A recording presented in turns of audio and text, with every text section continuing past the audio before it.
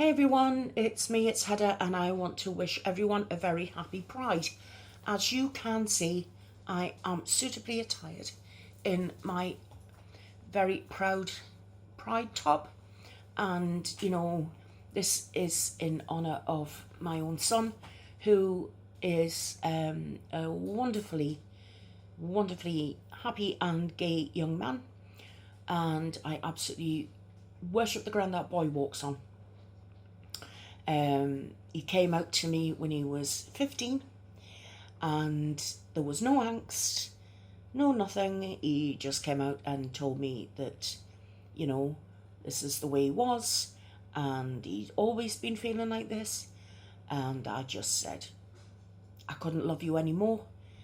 I didn't think it was possible to love you any more than I did, but I do, and I am so proud of you, and I'm so proud to be the mother of a gay son. I just really am, and I always have been. And there's been, a constant joke running through the family, which is sort of, here's me with a gay son. He doesn't want to do hairdressing. He doesn't want to do makeup. He doesn't want to do my hair or makeup. So why were you gay? And that's the sort of in family joke that we have. But I don't care that he's not a hairdresser or musician or a makeup artist or whatever. He can be whatever he wants to be. All I want is for him to be happy. And when he meets that perfect someone, then I'll be the sort of mum-in-law to another happy young man, and we'll just be a fantastic family. I've always been a supporter of gay rights, always. I remember, you see, you've got to keep in mind, excuse me while I get myself sorted. By the way, I do have to apologise for this hair. I've been out today and I got caught in the rain, and you know what it's like. It just sort of flattens your hair, and I knew time was getting on. Was getting later and later, and I thought, I haven't got time to fanny about with my hair, so I'm just going to put a hairband in and swoosh it backwards and hope for the best. So this is how it is. It's dry. I'm getting my hair cut this weekend, actually, trimmed, so it could do with getting the dead ends off and what have you. Anyway, I grew up in a time where the word gay meant happy. It didn't have any links to homosexuality at all. So you would read in a book. Today little Jenny was very gay. She was going to have tea with a friend. Or today Joe was skipping along the path on his way to school. He felt very gay and very happy because it was the first day of summer. That sort of thing. And it wasn't until I got into, I think it was really my early 20s when I started hearing the term gay. And I mean, I even had a friend at the time whose name was Gay, who was saying, oh God, people can't shout my name now without thinking, that I'm a lesbian. And I was like, I don't know why they think that anyway. You're married, you've got kids. Not that that makes any difference today, but you've got to keep in mind the status quo at the time. She was a married woman, married to a bloke with kids, but her first name was Gay. But I remember being sort of 13, 14, and the town where I lived at the time had a quite large theatre. And there were an awful lot of theatrical types would hang out on the main street of that town, where there were lots of coffee bars and, businesses and stuff like that, shops and what have you. But proper stores, department stores and what have you. So you would see all these theatrical types, and I remember seeing these two tall men that I was told were very theatrical. And they wore these, what I remember to be these flat peaked sort of Donny Osmond caps They were very tall, very slim. And the term that was used, mincing around, sort of this kind of walk. And they, both of them, wore feather boas in the street, the pair of them. And I remember one of them was called Wraith. That much I do know. For the life of me, I can't remember the second guy's name. But one of them was called Wraith. And I heard this because they used to go into this boutique, and upstairs was a coffee bar. And myself and a girlfriend from school used to go after school up to this coffee bar, and we were fascinated by these guys because we used to listen into their conversation, and it would be things like, "Oh God, love you, did you see that production last week? I declare they couldn't put wardrobe together if it's bloody killed them." And and the other one would say something like, "Well, you would say that, Ducky, you were never happy with so and so and such and such." And me and my friend would sort of like pretend that, we'd be sitting on these cups of coffee, but really earwigging into what they were saying, because it was a different world to me. And I was fascinated by it, absolutely fascinated by it. And then when I was reading more in depth, as you get older, you want to start listening to the news and reading the news and things like that. And you'd hear about homophobic attacks. And I used to think, that's just all wrong.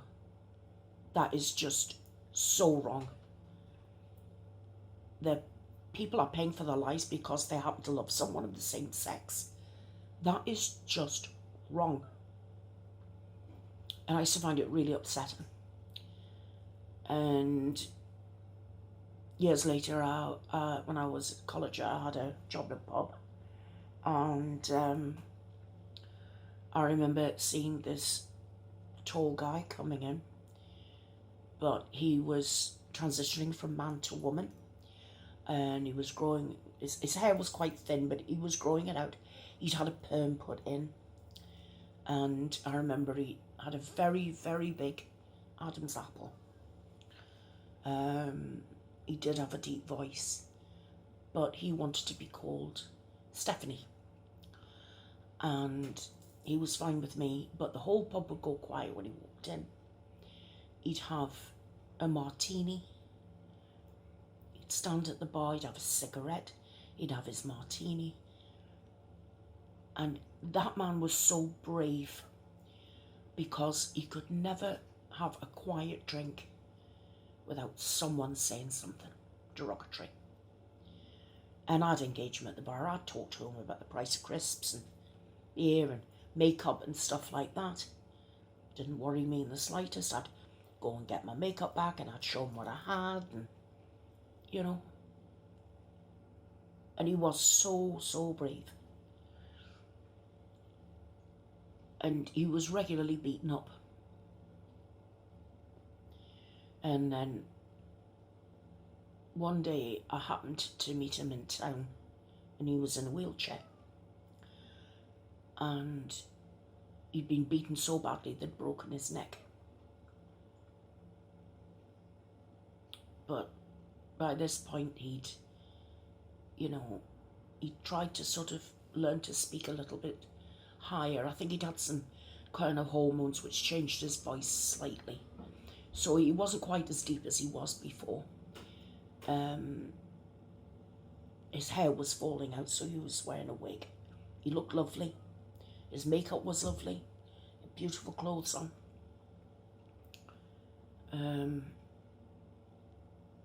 But he couldn't walk anymore. And he just kept saying it wasn't their fault, they didn't understand. And I hated them for that, you see.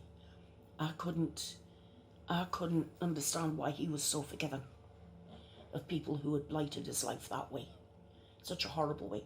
Just because, he was born into the wrong body. But the thing was, he wanted to be a woman, but he still fancied guys. And he'd never been able to find love. So, and that was a shame, I don't know what happened to him after that, to be honest with you. I really don't. He was very much used to being in his own company. Anyway, like I said, I've, always supported gay rights.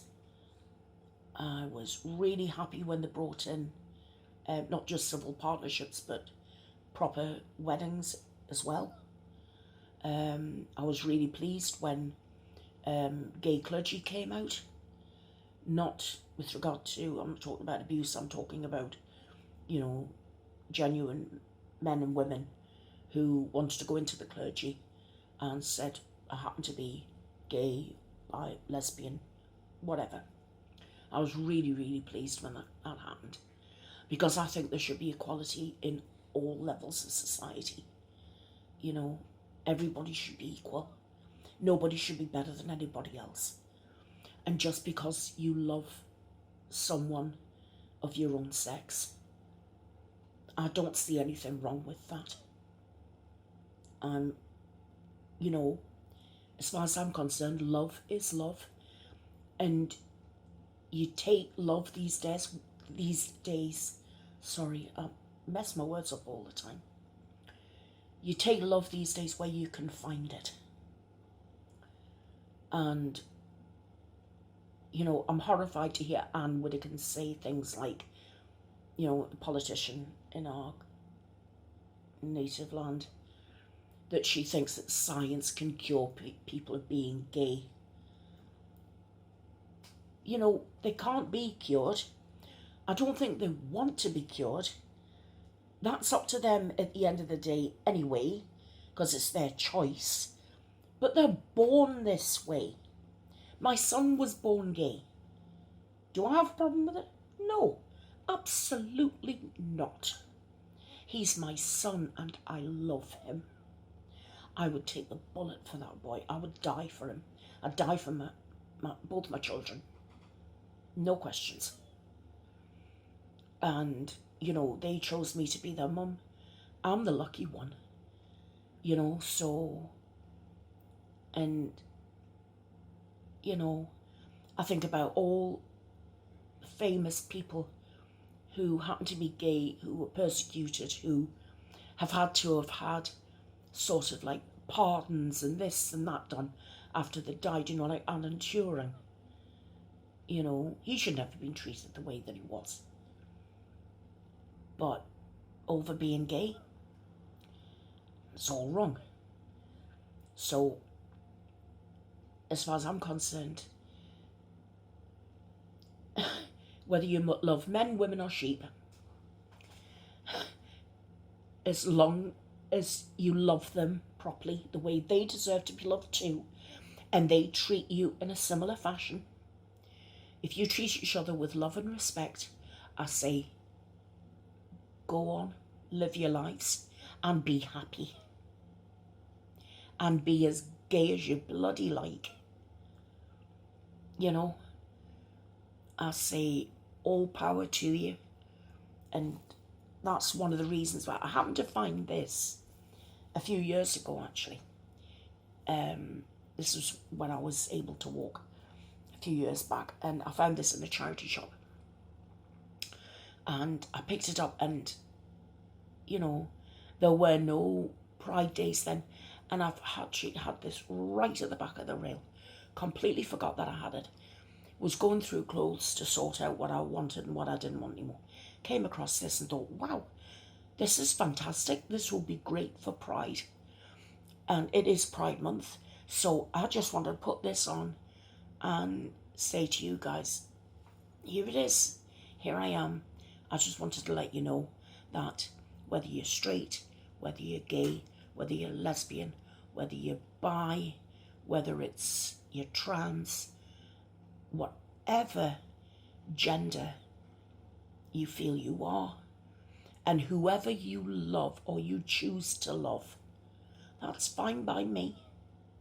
As long as everything's legal and everything's consensual, then go for it. I'll support you. Love is love. Nobody should ever suffer from homophobic slurs. Never. It just should not happen. It just shouldn't happen. We're in the 21st century now. For God's sake, we should have more acceptance. It's like racism should be stamped out completely. You know, homophobia in all its forms should be stamped out completely.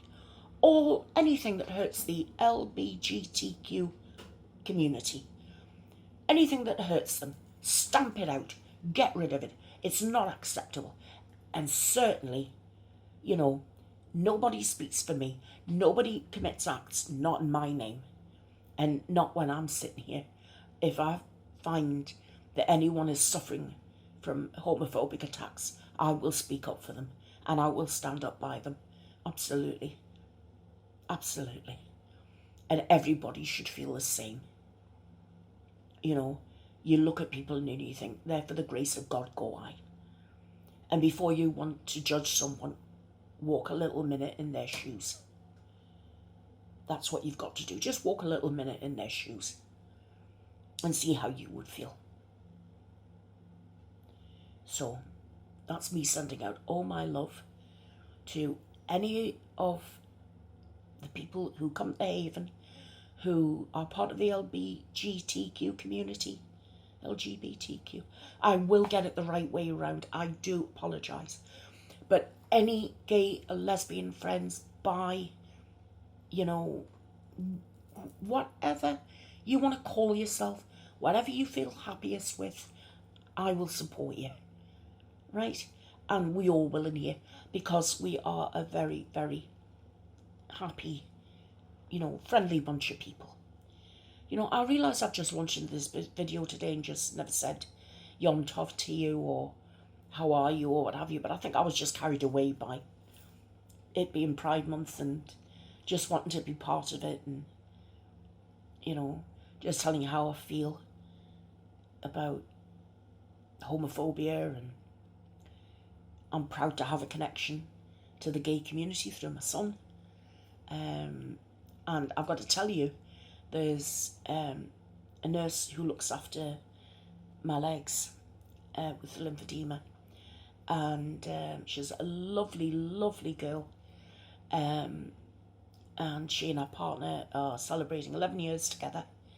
And I would have gone, but the pub's not wheelchair accessible, so there you go, there you have it. The other thing I just wanted to say to you guys, apart from, like, look at these eye bags, it's ridiculous. And I'm really, you know, excuse me, I think I'm coming down with a cold. I've had a few sniffles and what have you today, excuse me. It's cold and wet and grey here in the UK today. It is miserable. It's like October, November. It's really cold and it's miserable.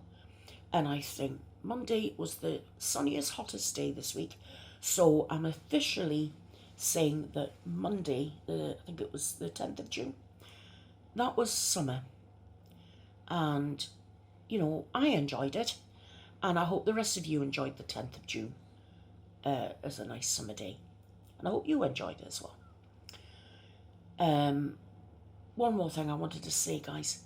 Thank you very much again for those of you who came and supported the Friday night spooky sessions. Again, another success. You know, lots of praise for the story. I've got a pin story there now from one of our Haven family. She's put up a personal experience there. I've been talking to Gary from Bipolar Corner, and he's got some personal experiences that he's going to be sharing with us. I'm very much looking forward to them. I think I've got the right stories for Friday night. So I must admit I am really looking forward to it.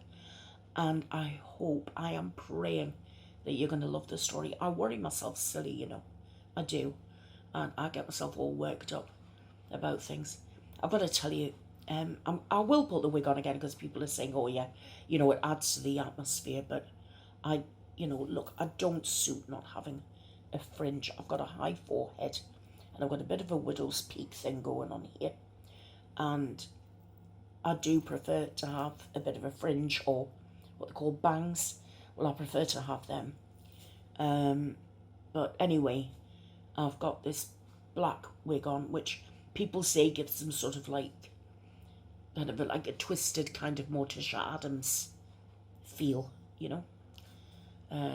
It's definitely not Morticia Adams' realness, because that's as far, the way I'm looking, there's as far away from reality as you can imagine. But no, it was just to give this sort of, you know, being in the dark and this sort of thing, you know, that sort of atmosphere I was going for. So anyway, looking forward to Friday. I will end it here. I will say thank you so very, very much for coming. To all new people, welcome. To all those who came halfway through, I'm glad you're still here. And to those who have been with me from the very beginning, I love you guys. I love all of you. Thank you so, so much for being here. Thank you for watching. And like I say, for all of us who love the paranormal, I will see you on Friday night. I'm really looking forward to it, and I hope you do too. And I'll see the rest of you who don't like spooky stuff. I'll see you in the next one. Bye-bye.